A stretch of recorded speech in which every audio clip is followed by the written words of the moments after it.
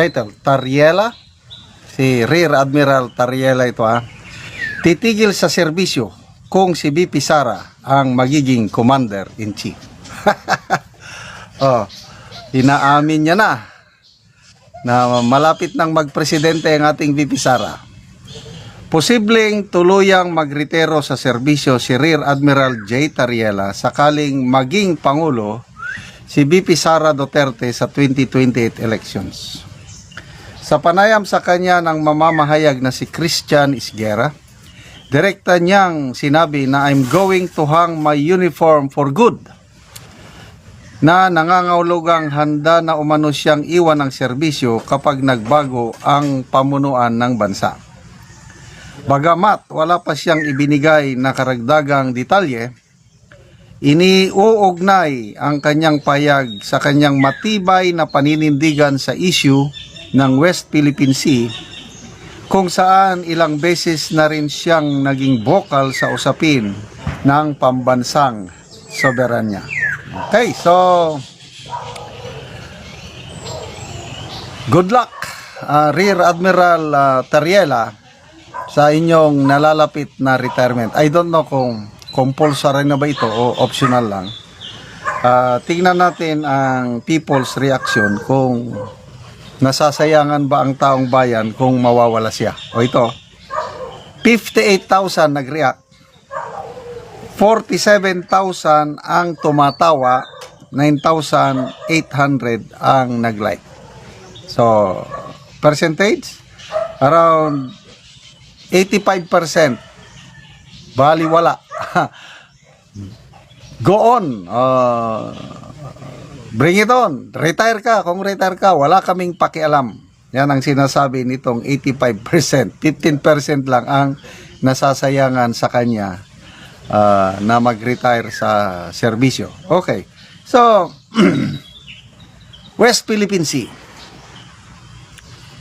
Yes, huwag nating i-give up ang ating territorial rights. Hindi naman sovereign niya yan Kasi hindi naman siya talagang parang territorial natin yan. Hindi natin i-give up. But huwag na yung aabot sa punto na gawin mong katatawanan ang leader ng isang malaking bansa with 1.4 billion people. Gawin mong katatawanan ang leader nila. To me, that's a no. Sabi niya, yun? Freedom of speech. Ano ka? Freedom of speech mo diha na, well, sa atin, okay lang sa atin dahil nasanay tayo. Sa kanila, hindi sila nasanay ng ganyan. Narinig ko si Madam Teresita Angsi, isang Filipino-Chinese leader, na napakataas pala ang ang paghanga ng karamihang Chinese kay President Xi. Kaya nung nakita nila yung caricature na ginawang katatawanan ni Tariela ang mukha ng kanilang presidente, kaya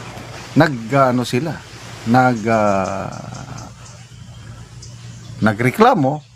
Kaya yung maanghang na salita ng Chinese diplomats nila sa atin is a reflection yung sentiment sa China na huwag niyong bastusin ang aming Pangulo.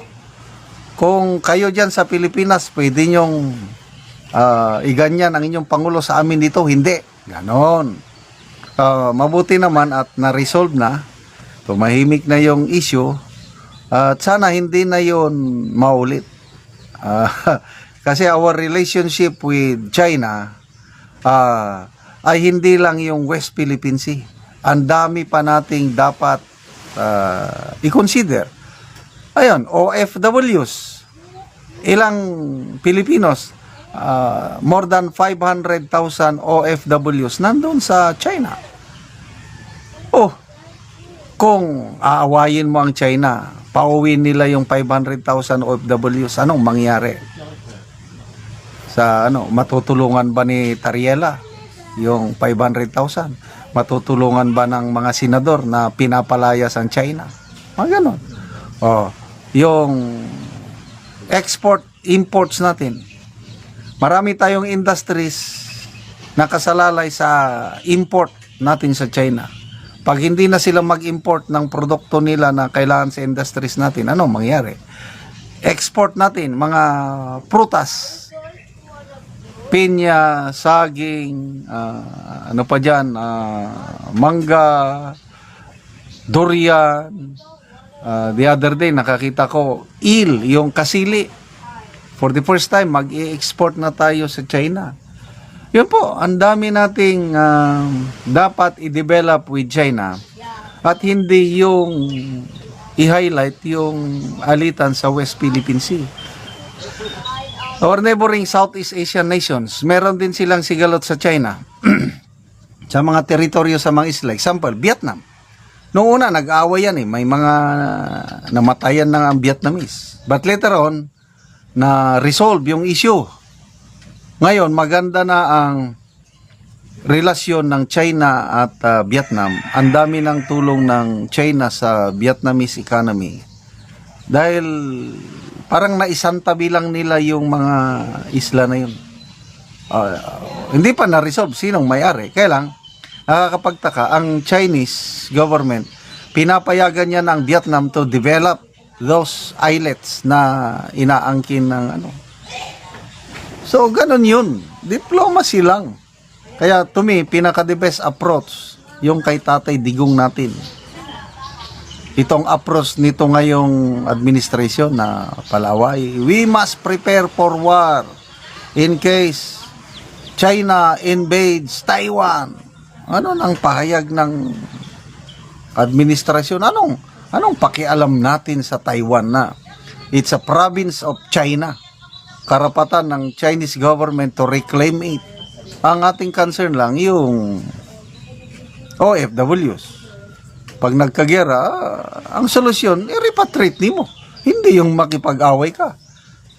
Ang sinasabi ng Pangulo na, we have no other choice but to get involved in the war. Ay, nako.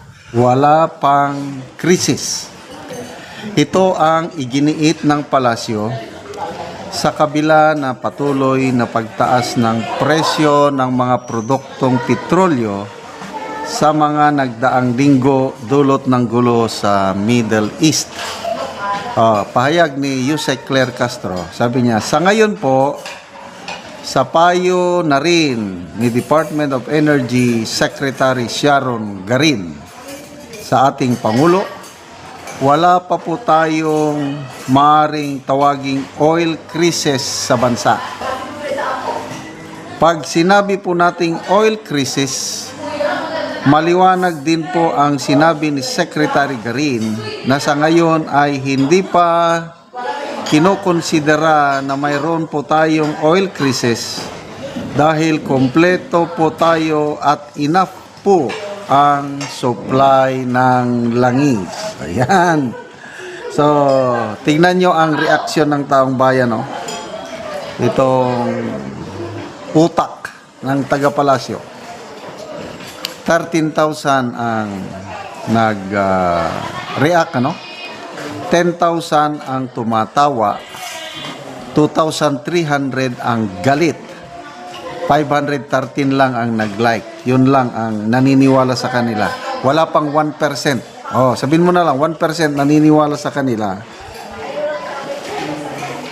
99% tumatawa o galit na sa kanila. Sabi ni Raul Monteclaro, palibhasa kasi free lahat gastos nila. Charge sa gobyerno. Kaya hindi nila ramdam ang hirap ng taong bayan. Yan po ang tamang rason bakit ayaw nilang tawagin pang krisis, kasi halos walang epekto ito sa kanila kahit mag 200 pa ang 1 litro ng langis. Wala. Bakit? Bilyones ang hawak nilang pundo na pera natin yun. Mga buwis natin yun, pinaghirapan, silang gumagastos. Sila ang nakikinabang, tayo ngayon ang hirap na hirap itong pagpalo ng presyo ng langis, doble na. marami kaming dapat pasyalan sana. Namamasyal kami ngayon. Nasa isang resort ako. Wala na, hindi na namin mapuntahan yung ibang lugar na pasyalan namin kasi nga, yung budget, apektado ang budget. Oh, sabi ni Polonio Cito, kilala ko ito, professor ko ito sa college. Respeto ang kailangan ngayon, baliktarin mo, maski aning direksyon mo sa buhay. Ramel Creed, panahon na para mabahala kasi ang gobyerno natin ay wala na sa tamang pag-iisip. Hindi natin kayang lumubog kasama nila. Eh paano? Nakasakay tayo sa isang barko. Ang ating barko sa kapitan sa barko, ibang pag-iisip. It's normal. No need to worry. Wala pang oil crisis. Enough ang supply, lalo na ang sardinas. Anong pakialam ng sardinas sa presyo ng... Alam nga naman na puro sardinas ang ulamin mo. Dustin Ranyola. Ito, medyo sarcastic. Ang presidente naming si BBM may puso, malasakit sa kapwa, may awa sa manghirap, may prinsipyo at panindigan. Higit sa lahat, higit sa lahat, bangag at may sayan. Three Kings, Gerald, everything is normal. Rome Tala, cooking oil atang ibig sabihin ni ma'am. Palagi nilang sinasabi na sapat ang supply. Kaya lang bakit taas ng presyo? Baka bukas magsimula na yung increase na magiging 130 pesos na ang isang litro ng crudo sa atin. Alam niyo, sa buong ASEAN countries, yung 11 countries, tayo, Pilipinas number 1, pinakamataas. Yung dating 54 per liter ng crudo, sa ngayon na 105, 108, 110, 112. Depende sa gasolina. Kaya 100% ang increase natin. Ang pinakamababa ang increase is yung Indonesia. I think 9% lang ang 9% lang ang increase. Ang presyo ng crudo sa Indonesia nasa 25 pesos lang. Ang Thailand nasa 57 pesos. Ang Malaysia nasa 33 pesos. Cambodia, Vietnam, basta ASEAN, nasa mga 80, 50, 60, 70. Tayo lang ang lampas 100. So nakakapagtaka, bakit? Sabi nila, may supply. Bakit taas ng taas? Oh, ito pa ang isang masakit. Kaya ayaw nilang i-declare na may oil crisis kasi ayaw nilang maputol yung excise tax sa langis. Kasi kung maputol yung excise tax ng langis, mawawalan ng gobyerno ng 136 billion pesos. Kaya lang tayo naman mga consumer, commuter o mababawasan yung presyo ng crudo o langis. 10 pesos per liter ang ibababa kung maputol yung excise tax. So, alin ang mas importante sa gobyerno? Yung income o yung makagaan, matulungan ang taong bayan? Ngayon, mas gusto ng gobyerno nga makakita, may income ang gobyerno.